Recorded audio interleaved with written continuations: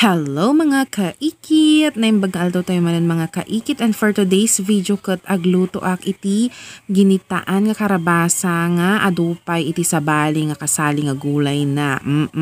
Basta ginitaan atan mga kaikitan.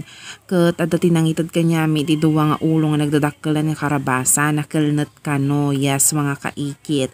Ay iti inaramid ko nga muna ato yan garudan nga recipe mga kaikit. Tamadikpay amu aramidan no anya ajay may isa.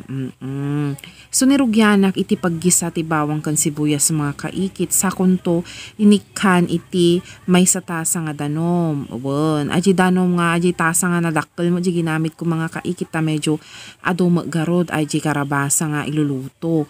Katat tagumata nga aji may kadwa nga puspus iti inyog mga kaikit. Ti inyo na. Tapos sinsarunok maalangan aji umuna nga puspus ti inyogan. Pagburok lang ata mga kaikit tay sun tumalaeng. No ado iti burok na atan mga kaikit sa kunto ing kabilan ay jay karabasa. Tapos adapay iti utong na aja yun. And then ijirabaw na mga kaikit ing kabil ko di sili, okra, parya.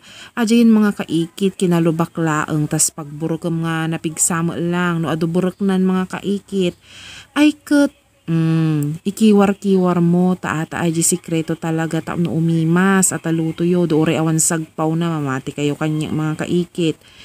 And then atan no naluton mga kaikit makita yung no kasano kakelnet atan ni karabasa mga kaikit nagimas anes atan mga kaikit. So ata iti pangal daw mi tata ayan nagnanam nagimas naggita unay mga kaikit may share ko lang kanya yung